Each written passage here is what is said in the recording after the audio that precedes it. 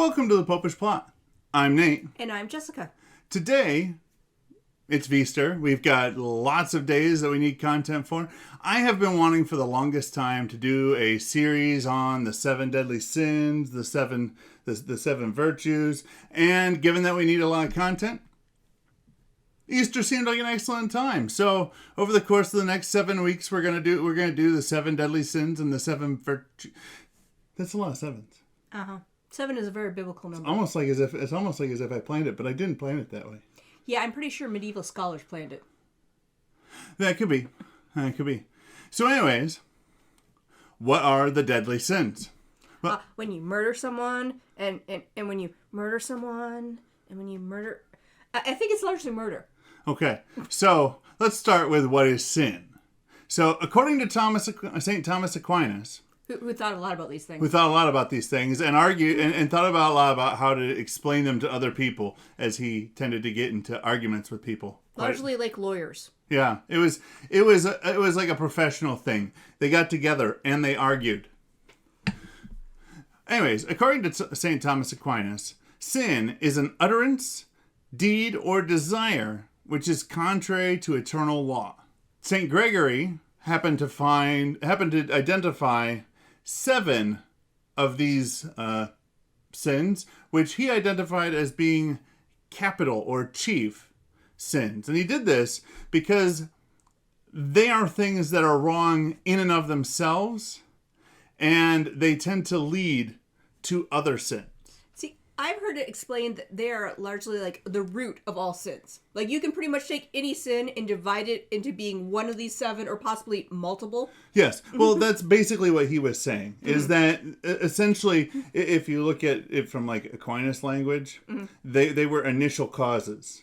There wasn't a sin that led to those sins. Those sins they were. Yes. And because of what they are, they lead to other sins. Yes.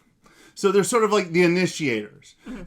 Basically, you could take just about any sin that you can find, and you could find a way to tie them back to one or more of these cardinal sins, because it's where it all really gets going. And these 7 were pride, avarice, or what we nowadays would call greed, envy, anger, lust, gluttony, and what we call sloth, or what he would have referred to as coldness of heart. Yes. Well, but today, we're just going to start with the first one on the list. And it's first on the list because it's pretty much where everything starts. Pride. Ooh. Is it because a group of lions kill people? It might be that backwards, but I don't know if it's that forwards. Okay. Pride is considered to be St. Gregory, who came up with these, considered pride to be the chiefmost of all the sins. And part of it is due to the nature of pride, but another part of it tends to do with the biblical exposure of sin. Okay. Pride is first. Pride is the thing that really led to the temptation in the garden. Both in that it was wanting something that was supposed to have been beyond you, and wanting to make that your own. Having the knowledge of, what is good and what is wrong, what is right and what is wrong, and being able to decide that for yourself. And at the same time, it's also considered to be the pride that caused the fall of the angels. Yes, I was going to say, although not chronologically in order in the Bible that way, as far as actual time-ish, because, with angels there's the issue of, not really in, like, earthly time. The first sin would have been the angels. Yeah. Which was all about Satan, being super prideful. Yeah. So the other reason why this one is put first is because this one really is the most sinister of all the sins too far. And I say it's the most sinister in going back to something that St. Augustine said. I love pears. I don't know if he said that. He did not say that. He didn't like pears. He stole them anyway. Fair enough. No, what St. Augustine said was that every other sin has to do with the commission of evil deeds, whereas pride can be found in all works, even the good one. See, that's the thing that really gets most people about pride. Most of the other cardinal sins, you can see those ones right on their face value. If somebody's being a gluttonous pig at the buffet, you look at that person, you're like, that person is really making a glutton of themselves.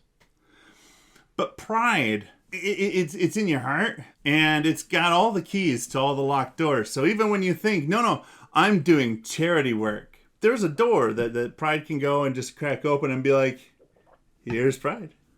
So that's really what, on the whole of things, really makes pride so sinister, is the fact that even when you think you're doing a good thing, you might be being prideful about it.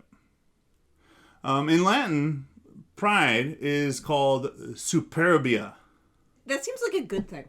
It does, right? Or like a nice mid-sized sedan. Well, and it, actually, that'd be an awesome name for a mid-sized sedan. The Superbia. Mm-hmm. Yeah, no, I can see it. It's probably gonna be like a Toyota or a Honda, though. I just don't feel like that name really fits in with like the naming structure of like one of your big three Americans. I imagine it would be European. I could see that.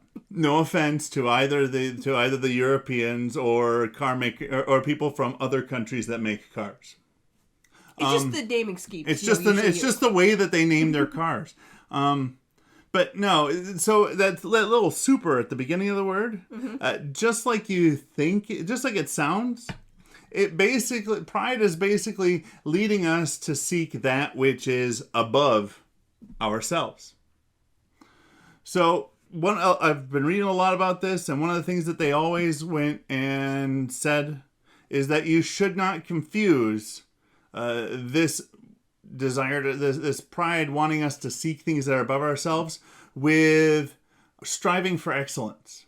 There's a difference between trying to do everything as good as you can and being prideful.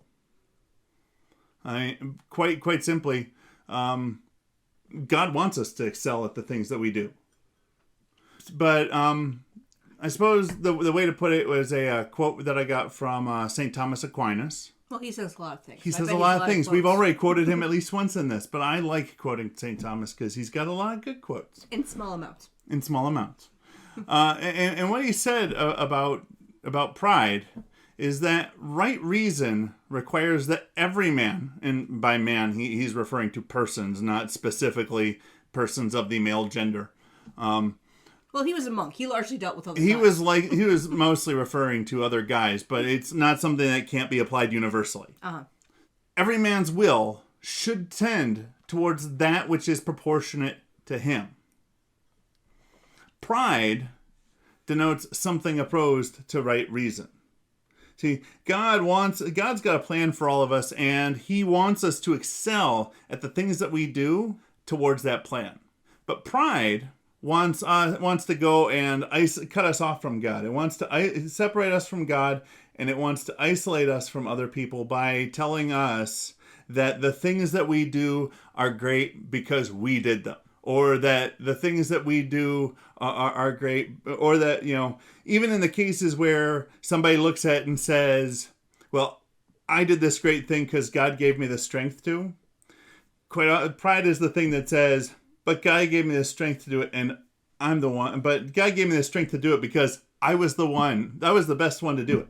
So pride, like I said, pride wants to separate us from God and isolate us from those that he intends us to share his creation with. It's constantly trying to find a way of... It's that little part of our nature that's constantly trying to find a way of separating us out of creation and essentially try to make us much like the devil wanted to when he sinned against God, make us our own little leaders of our own creation, kind of a thing. The one thing I can say about pride and efforts to defeat it: don't try and to defeat pridefulness.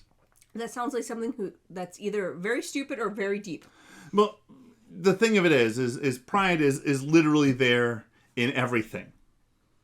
So even in your attempts to be unprideful, you can take pride and be prideful.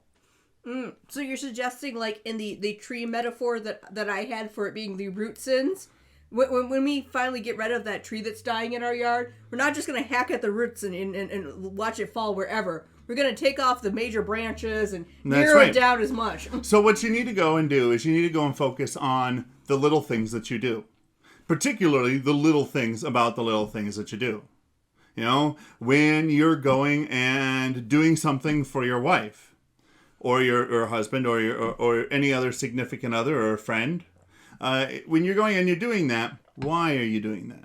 Are you doing that because you're trying to make a selfless offering of yourself to them? Or are you doing that because, well, now they might owe me something? Or now they might think more highly of me? So is this a way to get out of putting away the dinner? No, I'm going to have to help you put away the dinner. There's no real way around that. It's a really two-person job. It really is. Putting away Easter dinner is a two-person job. I don't know why I bought a 20-pound ham. It seemed like a good idea at the time. Seems like a fantastic idea. Don't beat yourself up about this. We will make this work. We'll see in a week and a half when we're tired of ham. It probably would have worked a lot better if we weren't in isolation. But one thing at a time.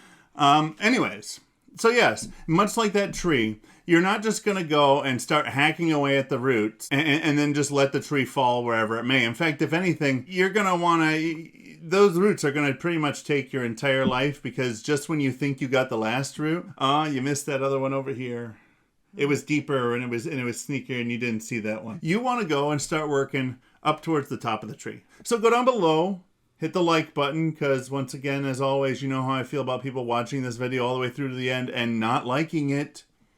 Hit the subscribe button so you'll get notified when, and the bell next to it so you get notified when we have new episodes coming out, which, if you are watching this anytime during Easter 2020, will be tomorrow. Anyway, go down below, comment about why you think all the major sins have names that relate to animals. Pride, cardinals, sloths. Is it just a fun metaphor? Is it just a weird thing of the English language? If you know another language, does it also work in that language? And until next time, remember to live your faith. Love your faith. Share that love. I mean, there's just a lot of animals in this. There's a lot of animals in this. Do you think that St. Thomas had a larger amount of proportionate things to his will to relate to his larger amount of proportionate things to his body?